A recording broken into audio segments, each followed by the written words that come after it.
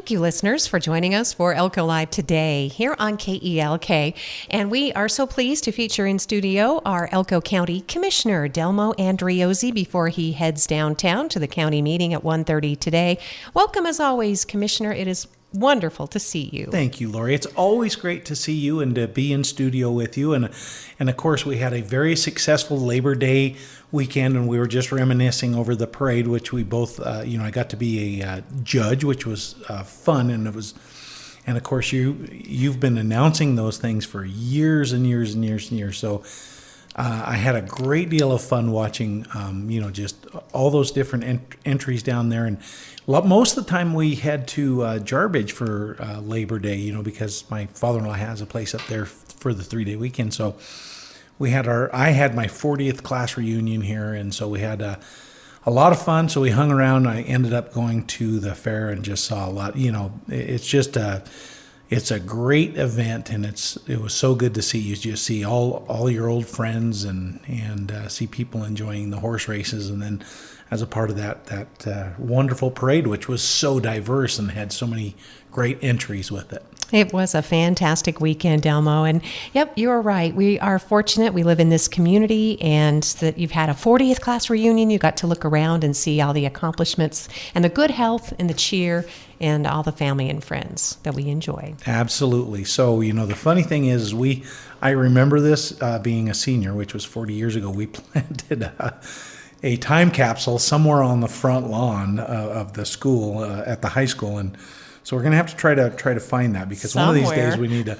I have a general idea, but I don't think anybody would appreciate me digging up the whole yard. It wasn't an official time. It was just for friends. Oh no! It was the class. It was a class project, but okay. There's no marker, no map, or there's nothing there. So. It's an actual pirate's booty. Then it might very well be. We'll look forward to that, Delmo. You must come and reveal the contents. We must do a live broadcast or something. That would be fun. Yeah, that because would be a blast. There's so many newsmakers. I mean, people like you who are continuing in the community and doing fantastic things in civic leadership. Some have moved far away, but they're still doing fantastic things. So absolutely. That would be really fun. And we can stream to their communities too, so they can be involved. So, Delmo, we're going to head downtown for a meeting, and there are a few agenda items. It looks like both you and the city are getting back to business here as summer days are waning. We're on the onset of fall. Among the first important official points of business would be soliciting applications for people to serve on an oversight panel for school district capital improvement projects. This is the result of legislation, AB 519, in the 2023 session. Yeah, and so, outside of the 1 penny currently that we've earmarked to go to that, which, that same legislation required us to contribute something, or they were going to do it for us, 25 cents. So, we certainly wanted to do that. And again, I don't necessarily want to belabor this whole issue. The good thing is we're getting a nice new good school for the Owyhee community. That's definitely the benefit of this. But one of the provisions of this was that these counties and the basic idea that they've put together is a great way to leverage local tax dollars with some more state dollars to do these schools, because schools they're expensive. They're very expensive, and so this is this was the one part of that thing. I remember early on, Lori, we kind of spoke specifically about this infrastructure that was being in place where you could match those state dollars to build some schools. So part of that is coming up with this board, and there's several members on this, but the county really only has. It's the county's chairperson or designee that would chair this committee, and then we only put forth one other member, and that's someone that has familiarity with public works projects and how they're funded and how they're paid for. And then the other appointees actually come from the school district and one from a tribal council. And so, this is just trying to build that infrastructure. This is something that Commissioner Carr's just been kind of championing. There really isn't a good pool of money there yet. We haven't dedicated anything further at this point in time. But I know it's something that John wants to get established, and we have to sooner or later, so we might as well get that all figured out. This board is really an advisory board, and I need to look at the whole law, but I think they're advisory to Elko County. I'm not 100% sure on that. I need to look at what the final bill was that was passed. So, but I do know this board is more of an advisory one in nature. They're going to look at funding that they get and make recommendations for the funding they receive and projects to do.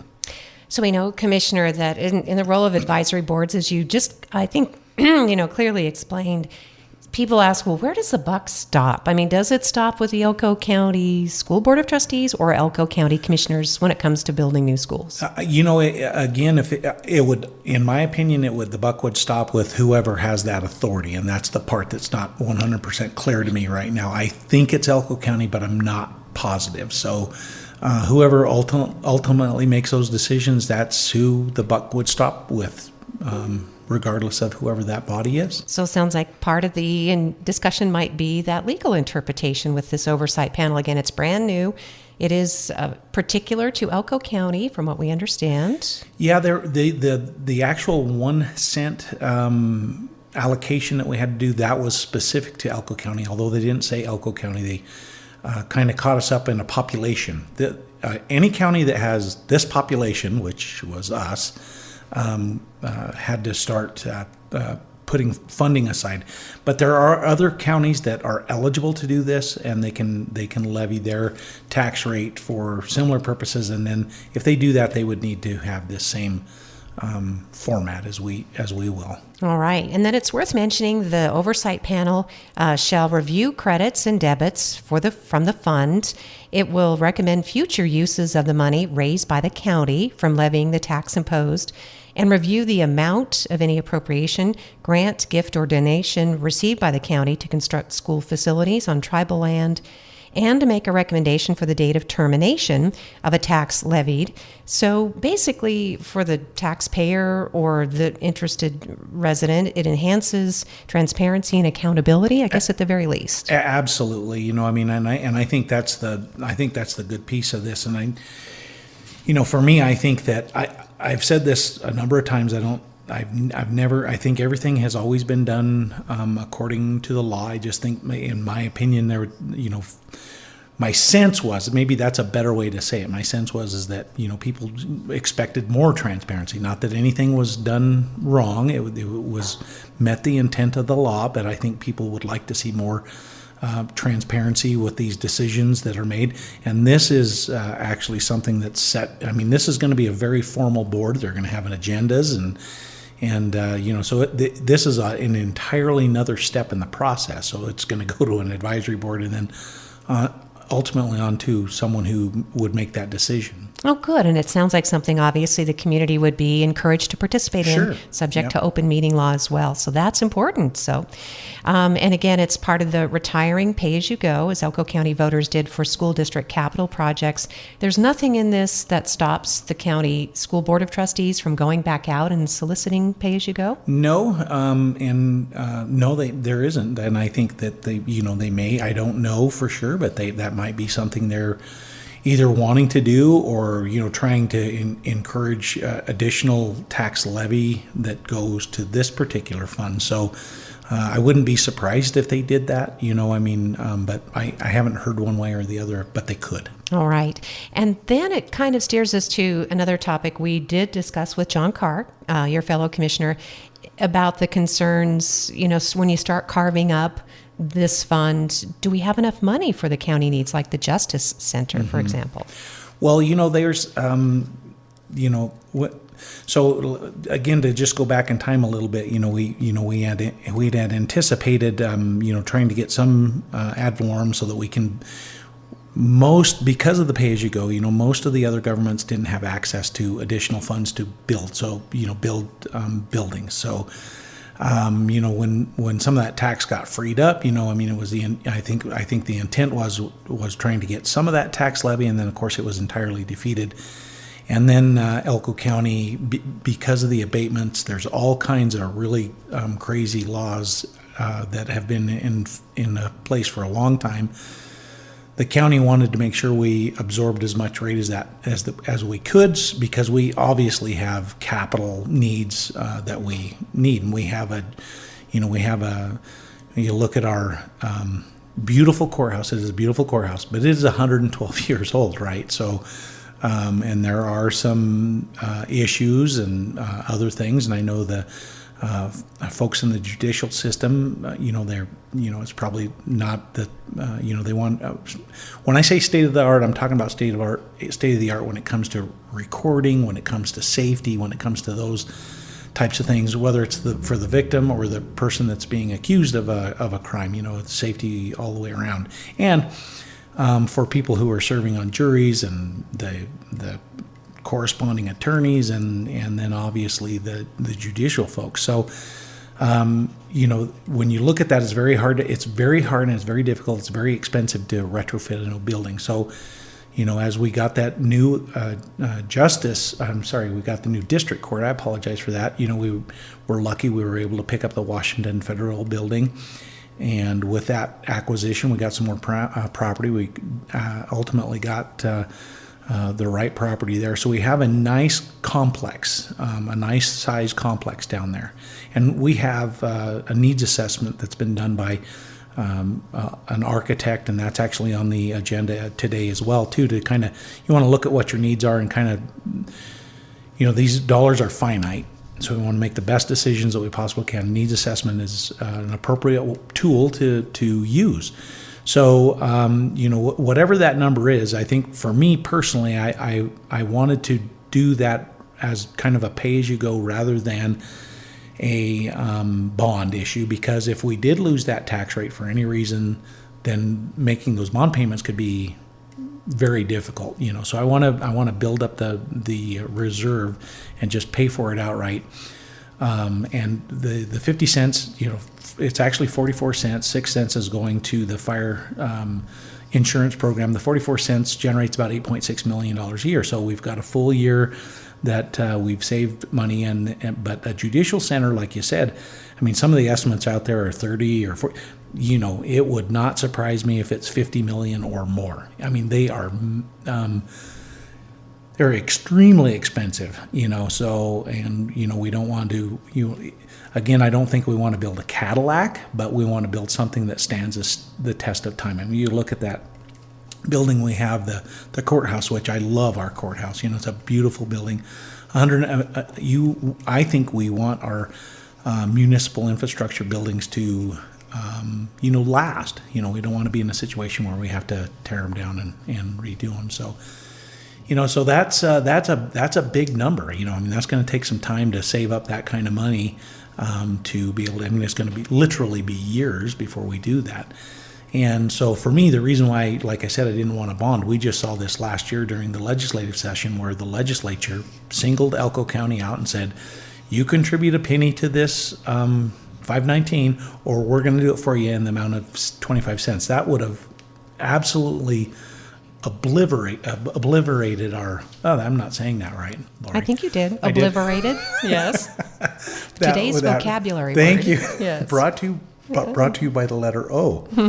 But it would have had a tremendous impact on that fund that we earmarked it. We've been saving it, and we want to continue to save it so that we have a great opportunity to build something very nice in that complex down there.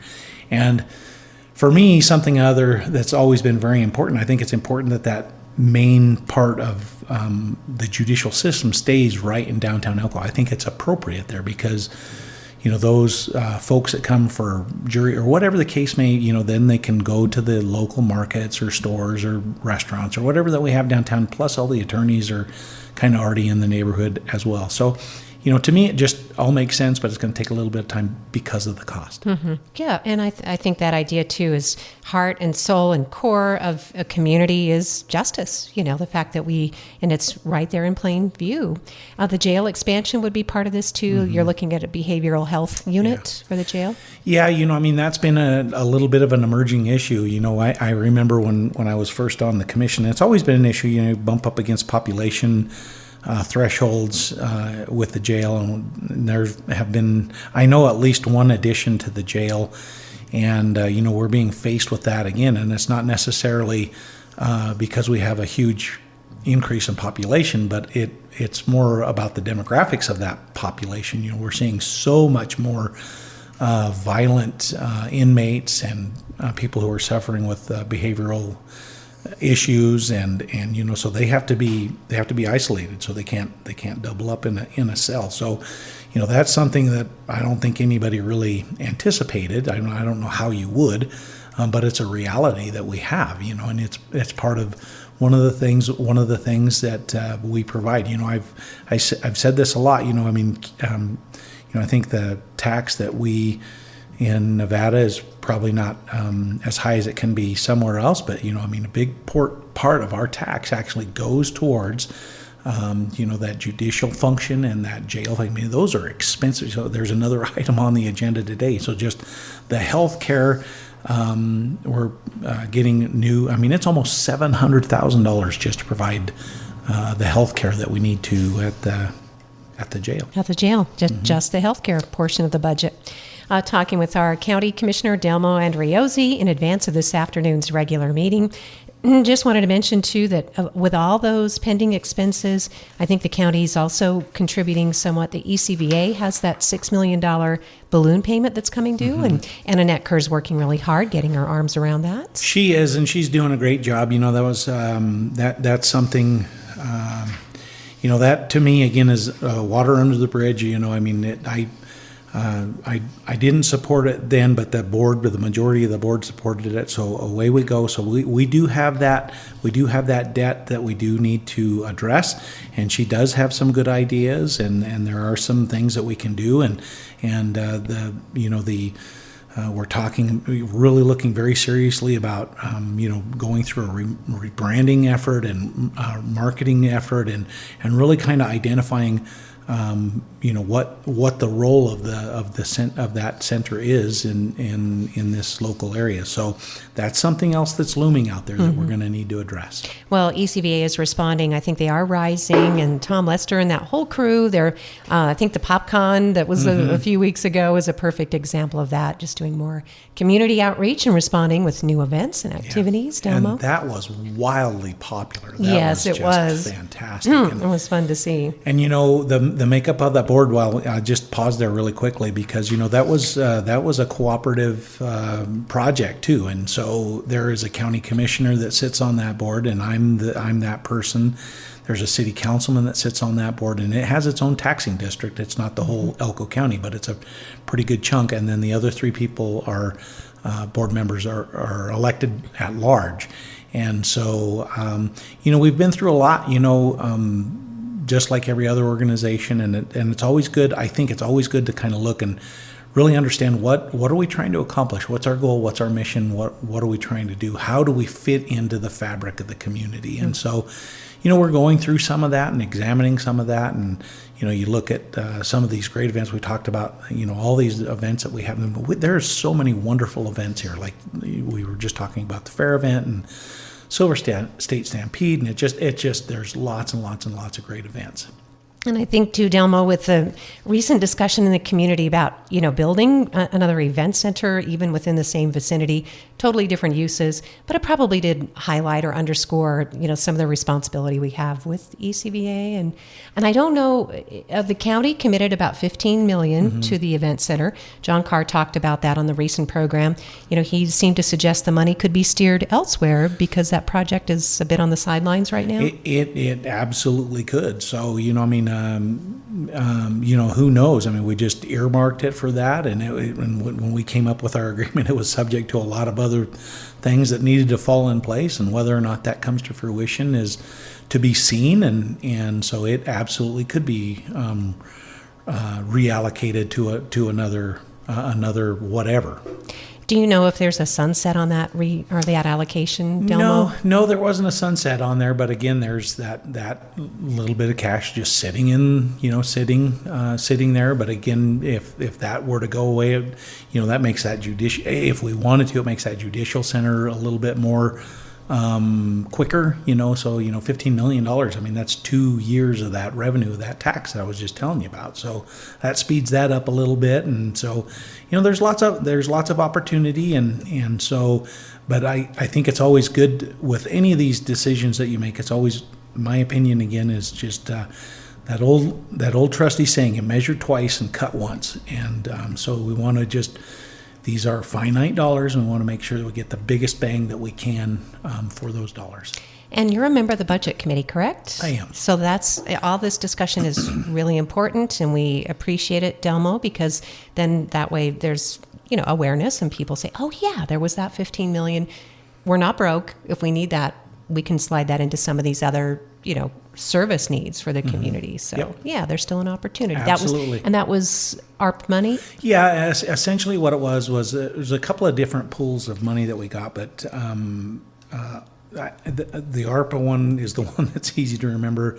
There was the other one that we got, and I can't remember. That was a $6 million allocation, but we didn't spend it. We just put it in the ending fund balance, and that became available. The following year. Yep, and it's made possible for some other things like what's on the agenda today. As you mentioned, the county's complex assessment. That should be a fantastic report, and people can be at the meeting in person at 1:30, watch it online, which is super convenient, and it's archived so that you can go back in and check specific agenda items too. So, and that's a great feature. It is a great I've feature. used it myself. Yes, I could see why, because this meeting might be a little bit long today. There's quite a bit on here, including, if we shift over to Fire Protection District, some expenditures.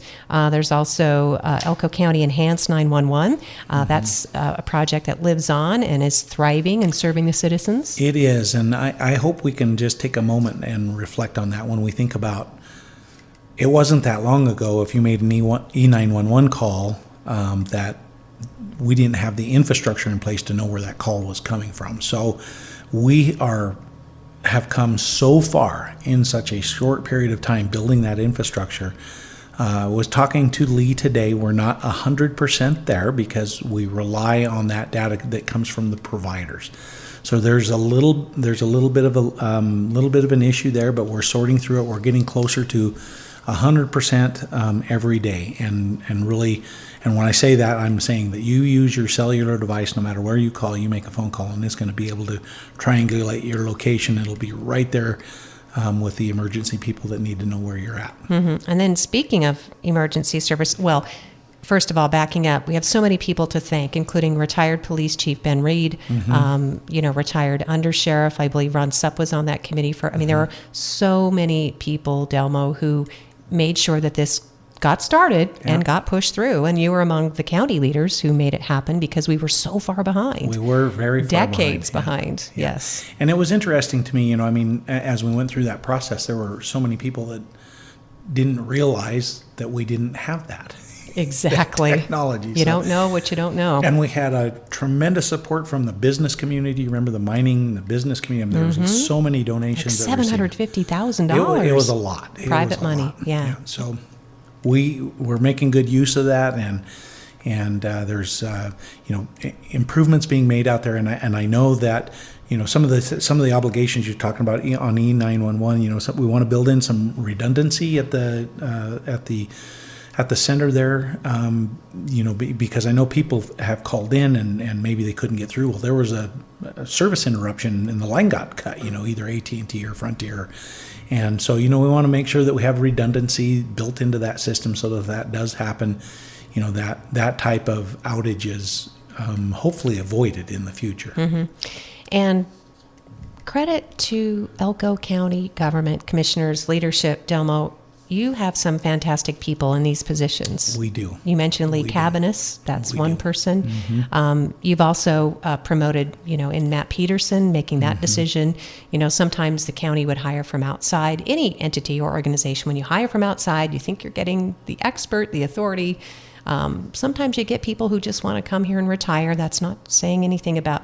But we have these people who care so much for this community, and it's reflected in their service. It is, and I hate to do this to Matt, but I have to because I remember him as a young boy, right? So We do, both of us, yes. The Matt I remember from then compared to the Matt I know, I mean, it's obviously the essence of the same person, but when we had that fire up in the canyon, he was the IC of that fire, and I saw then what a strong individual and leader he is. I mean, he has brought things, and he works so cooperatively with everybody. He's very creative. He's out of the box, and and what I was talking to him today, and I think it's so important, is that when we're talking about creativity, it's looking towards possibility as opposed to no.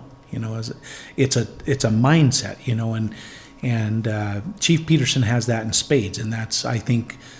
For me as an elected official, that's what I want. That's what I want to see. Is I want to find ways to get things done. I mean, the wildfire piece that we have with NV Energy. I was so skeptical of that because you always heard if it's too good to be true, it probably is. And here we are. We have this beautiful relationship with NV Energy, and we've got resources. We're out there creating fuels breaks and reducing risk for wildland fires, and so it's a great partnership. And a lot of that, because Matt's, not only is he all those other things that I said, he knows that vernacular very, very well across the state. He's very well connected. So, yeah, you're right. We've got a lot of great people and a lot of great spots, and it's, for me, and I mean this, I get such a joy out of working with all of them because they're just all so fantastic. They're just all wonderful people. And there's so much trust, Delmo. I just want to say, and we rely upon not only our emergency rescuers, but all the professionals. So, yeah, I hope people can understand and appreciate that too, because we have exciting prospects ahead of us as a county and a city and a community. There's an item on the agenda today to approve an MOU between Elko County Ambulance and Fire Protection District, memorializing this cooperation, training and response to hazards and emergency. And I can just say that absolutely this group, I mean, there was a recent response of which I'm very aware, and Delmo, it didn't matter what uniform people were wearing. They came and they cared and they rescued and they saved someone's life in doing so. It was Isn't just that, incredible. Well, you just gave me goosebumps. Well, that's and that's what we should do. I think you remember. You've heard that before. The definition of insanity is doing the same thing over and over again and expecting a different outcome. And here's another area where we talked about, and I remember having that conversation with Matt. How do we because we ask people to work smarter. We ask people to do more with less. What's beyond that? How do what we have to do is we have to figure out how to work together better, right? We have to figure out what we have in common, and because the end user, which is our citizen, is the one that benefits from that, right? So that's important. And so this MOU kind of memorializes this idea of how can we cross train into different departments, strengthen our numbers, and keep the costs and overall expenditures down, but yet increase the services. And this is an example of that. And thank you. And thank you, volunteers. Thank you, everybody who wears any sort of uniform and responds in any way that they can, whether it's from their home or their office in downtown Elko or the city fire station. They all work together, Delmo. So, They sure do. So that'll be a great presentation during today's meeting. Let's see, I want to make sure in the time that we have too, I know that, as you mentioned, there'll be discussion of providing that $700,000 services at the Elko County Jail, and how things are going right now at the Sheriff's Department. Are you hearing much about that? I haven't heard anything negative. It's a big organization, and you have and it's responsible for a lot of territory. That's a group we expect a lot out of, and then again, we're seeing some of the people that they're dealing with are just so much more complicated than what we used to dealing with. So it's a challenge. It's a stressful job, and I'm sure that there are areas of concern or criticism, but I don't know how you can be in a position like that and not have some differing points of view and other ideas. So, nothing that I've heard or recently, and I don't see any evidence of it. So, that's good. Like I said, I think there's always room for improvement, and I'm sure that again, it's that how you address it. Are you looking for ways to make improvement? If you are, your skis are headed in the right direction. You're going to look for ways to make things better. Thanks, Delmo. And just also impressing upon people that the door's open, right? Absolutely. For you as a commissioner, if people do have questions or concerns or, some, suggestions too of how things could be improved. That's always appreciated. There will be, I don't see the Wine Cup Gamble Ranch on this particular agenda, but it is an ongoing concern. It is, and for me, mostly it's because I don't fully understand what they're looking for, but just on the surface of what I know that they're looking for a, not even, in my opinion, an equitable land trade. And I don't, that area that they're talking about, that is, when you talk about multiple use, that's probably one of the best areas there are of multiple use when it comes to the sportsmen and other type of multiple users out on that area.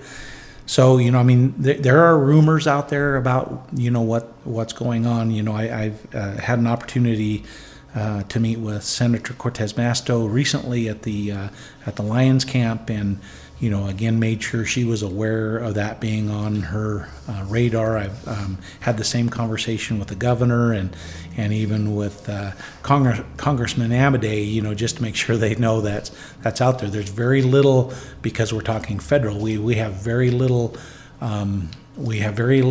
decision making, but we sure want to want to know what's happening, why it's happening, and how does it benefit all of us. So there's definitely, I think, just because for me it's the size and scope. It is massive. So I think we need to have a better understanding what they're trying to achieve. Good. Sounds like you're on the same page as everybody else, and it's an ongoing conversation, and hopefully we can get a little ahead of it, because it seems to be ahead of us as a county and community. I guess last I would ask about, not just ask, but to say wow and thank you again. Lots of thanks during today's program, but Nevada Gold Mines and their contribution to Great Basin Children's Advocacy Center. That's an incredible contribution from them. It is. So, and they've been very supportive from the onset, and obviously, they do a lot of stewardship giving in our community, and this is no different with that Child Advocacy Center. And Lori, I don't know if you've been in there to see it, but it is a wonderful facility. I think it's designed very well. It's very tasteful. I keep saying it's the saddest building we've ever had to build. But the support's there, and this specific is agreement with the NGM, which provides some behavioral health assistance for victims of that type of violence. So, I'm glad to have this infrastructure in place. It's going to, serve multiple counties, and like I said, it's unfortunately that we need something like that. But if we do, this is a first class facility. Tyler Ingram, our DA, has done an outstanding job